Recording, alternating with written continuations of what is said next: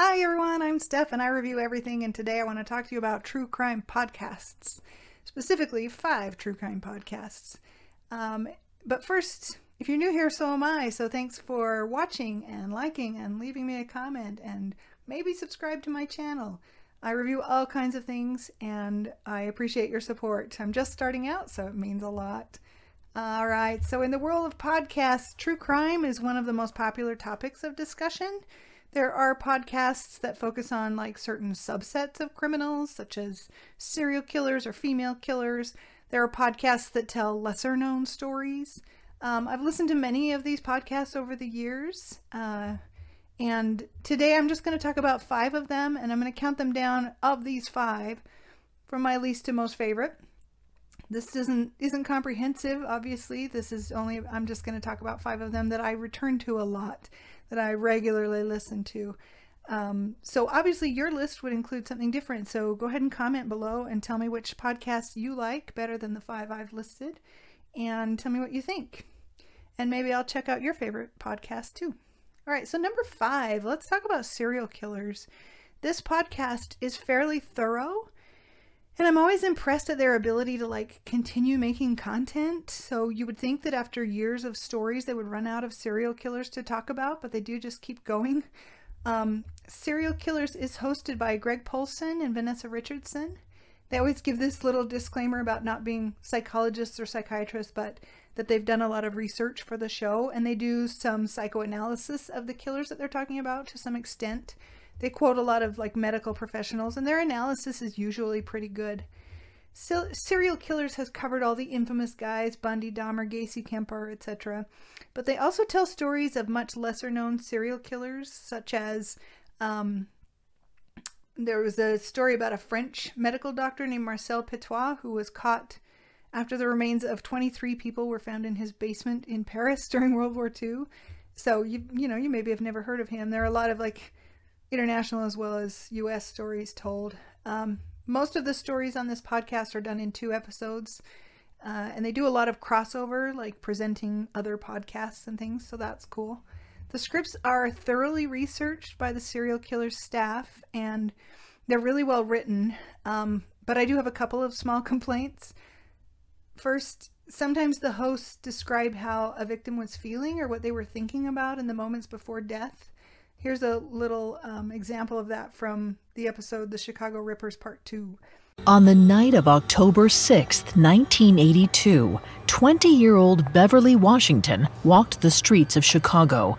It was more dangerous than usual to be out by herself, but Beverly was a sex worker and she needed the money. And it seemed it was her lucky night. She hadn't been out there long when a red van pulled up beside her, and a slender white man with a mustache leaned over to talk to her. As he asked what she charged, the man's eyes darted around them, as if he was scoping out their surroundings. The man was jittery, which Beverly was used to. Clients were always equal parts excited and nervous, but she already knew the cops weren't around. They were safe, in a way. So she got to business and named her price. To her surprise, the man offered her even more money. Delighted, Beverly pocketed the cash and hopped in the front seat. The man drove to a more secluded spot, then suggested they get in the back of the van to fool around. But suddenly, Beverly was unsure about her John. His excitement was too eager, too hungry. She told him they could stay in the front. Suddenly, Beverly was staring down the barrel of a shotgun. The man held it steadily at her head and ordered her to climb into the back of the van. Terrified, she did as she was told. In the back, the man made Beverly strip as he pointed the gun at her. Then he handcuffed and sexually assaulted her. Beverly sobbed, but she hoped the worst of it was over. It wasn't. So in this case, they speculate that the girl started to feel uneasy and then she hoped the ordeal was over.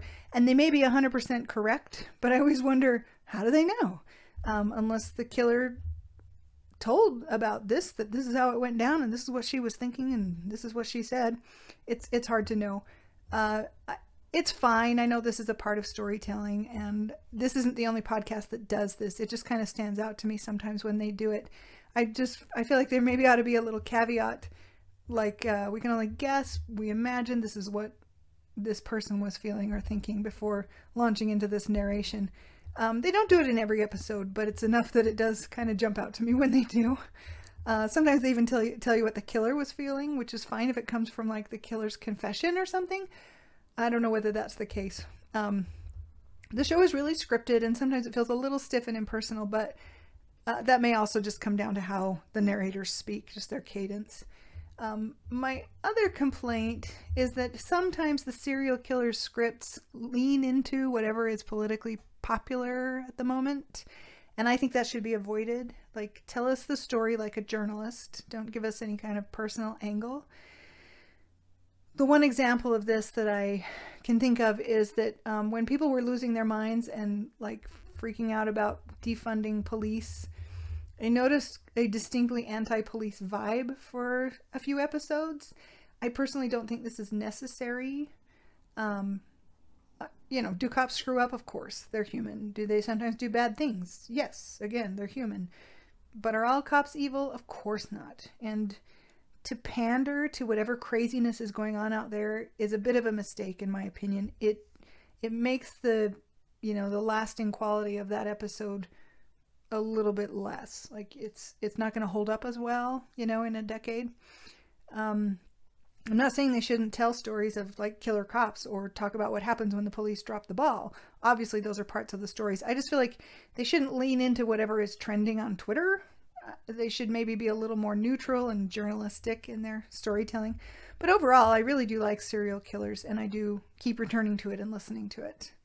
All right, my number 4 pick is a podcast which is either on hiatus or it has stopped production completely. This is called Red Collar. Their last episode aired in November of 2021, and it probably is defunct now, but I still think it's worth listening to. So this is about, when we think about white-collar criminals, we think about like the CEO who gets caught in a financial scandal or, things like that. This is, white-collar stuff. Well, Red Collar is about white-collar criminals who turn to murder. And the host is Catherine Townsend, and she's actually really great. She's a good host. She's a private investigator as well as a podcaster. And I find her like articulate, and she's clearly well educated. The topics covered are really interesting. You've got, instead of your run-of-the-mill blue-collar killers, these are the guys that you would see in the movies, the wealthy elite white-collar folks, and they get into all kinds of trouble. There's an episode called Dying for Dollars, which is about these roommates that are killed in Verona, Wisconsin. And like everyone in the apartment complex is a suspect, and one of the victims, it turns out, was into high-stakes gambling, and they all paid the cost for that. So the website includes a list of sources for each episode, as well as like photos and other little tidbits, and so that's kind of cool. I don't know whether this show is ever coming back. The website appears to be dormant, but I do think it's worth a listen. There are, many podcasts out there that are like basically a single season story. So this could be considered like that. It's a single season. Maybe it won't ever come back, but I do think it was worth a listen. It's well done. All right, number 3, I want to talk about The Minds of Madness. Hosted by Canadian Tyler Allen, The Minds of Madness covers a wide range of like shocking and fascinating crimes, from serial killers to stories like there was a recent episode about the staff member at Lone Mountain Ranch in Big Sky, Montana, who just disappeared in the summer of 1984. Allen tells international stories too, which I like. The website describes the podcast like this. It says, what causes ordinary people to do unthinkable things? Each episode looks into some of the most shocking crimes while unraveling the extensive damage caused in the aftermath. So they share firsthand accounts from surviving family members and things like that. It's a good podcast, and it's award-winning, which I think is well-deserved. Their website also lists sources, and it's really well laid out and easy to navigate. You can listen to the podcasts on their website, or you can, obviously listen to them on Spotify or wherever you find podcasts. So I really like this one. I think the stories they dig up are unique. They're not really heard on hundreds of other podcasts. They delve into like the mentality, the backstories, the victims' lives, and other aspects of the crime that I really appreciate. I do have just one minor complaint, which, I wouldn't be me if I didn't have a little bit of criticism. And that is that sometimes the cadence of the host's narration is a little quirky. This is probably nitpicky, and you can tell me that I'm being nitpicky. Just be nice about it. I really do like the podcast, so I'm not saying that this is a major problem. This is just a funny little quirk. He sometimes pauses in odd places when he's telling the story, which I find distracting. I'm a little bit of a word nerd, though, and I'm probably overly critical of things like this. I'm just 2003, David Sweat was sent off to Clinton Correctional Facility in Dannemora, New York, a place known as Little Siberia, because of its freezing winters and its remote location amidst a vast wilderness, where he was supposed to spend the rest of his natural life. The village of Dannemora is quite simply... So, he pauses after where he was supposed to spend the rest of his natural life, which is distracting to me. We don't talk like that. If you were saying this sentence, you would say he was where he was supposed to spend the rest of his natural life, all as one thing. So, don't get me wrong, Alan's voice is great. It's deep and it's different from other hosts, and I really like him, and I really do like the podcast. Clearly, this isn't something that bothers most people because, like I said, this is an award-winning podcast. I just happen to be weird and particular about pronunciation, and, that's just my problem. But I really do recommend The Minds of Madness. I like it a lot, and I think you will too if you like true crime. Number 2 on my list is Case File. I love Case File. I've listened to every episode, and I always look forward to the next one. The host is an anonymous Australian man. I guess he has been outed, but he wants to remain anonymous, so I didn't go looking for his identity. I don't really care. I like the podcast, so I respect his desire to be anonymous. He does a really excellent job of covering stories from all over the world. Most of them are stories I've never heard about, so I always find them interesting.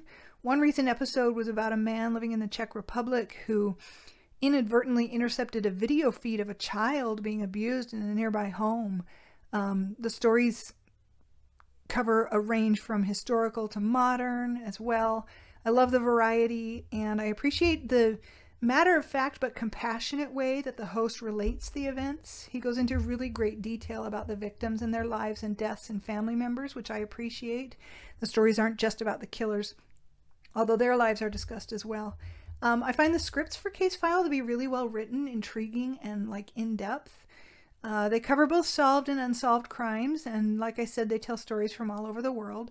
They also host Case File Presents, which is a showcase of other podcasts, including some newer shows, which I think is really cool because it helps them reach a larger audience. And I always appreciate that, somebody supporting somebody else who's just starting out. I think that's great. All right, so my number 1 favorite true crime podcast right now is a newer one. This is called Scotland Yard Confidential. This podcast is all stories from Britain, and they feature detectives from Scotland Yard, and they're stories from over the centuries and how these crimes were solved. And the crimes cover things like diamond heists to murders. It's a wide range of stories. The episodes jump around in time, which I really like. So you'll have a modern story followed by a 19th century crime, followed by one set in the 1970s. The theme music is fantastic. I wanted to play it for you, but I couldn't quite figure out how to save it to my computer. I'm still learning this tech stuff. The host is John Hopkins. I find him engaging. The scripts are superb. They're punchy and they move along at a really brisk pace. I can't say enough about this podcast. I really love it, and I wish there were more episodes. I look forward to it so much that sometimes I'll notice there's a new episode and have to force myself to wait until I'm going on my walk or whatever so that I can give it my full attention because I like it so much. Scotland Yard Confidential doesn't seem to have its own website, although it is featured on the Noiser podcast website, so maybe they're one of the backers or whatever. I don't know how that works. Hopkins is also the host of another podcast called Short History Of, which has been going since August of 2021, and I wasn't aware of until this month when Scotland Yard Confidential shared the short history episode of the real Peaky Blinders, which included an interview with the grandson, I think, maybe great-grandson, I can't remember now, of an original Peaky Blinder. It was excellent, a great episode, and I will probably go looking for more episodes of that show too, that podcast. I haven't watched Peaky Blinders. It's the content of it is a little bit outside of what I normally watch, so I haven't watched it. But I still found the story really interesting, and they talk about the differences between how the Peaky Blinders are portrayed in the TV show versus what they were really like. So that's a great episode too. So there are lots and lots of true crime podcasts. I know I didn't mention Morbid or Sword and Scale or Crime Junkies, which are probably in most people's top 5. This isn't really my top 5. This is just 5 that I listen to the most. Although I will say Scotland Yard Confidential is my number 1 right now. And I know this is just scratching the surface. I probably haven't even listened to all the true crime podcasts that exist out there. So tell me in the comments what's your favorite one, and maybe I'll go give it a listen and we'll talk about it another time. I appreciate you watching and subscribing and clicking like and all of that YouTube-y stuff. I'm pretty new to this, so your support means a lot to me. So have a great rest of your day.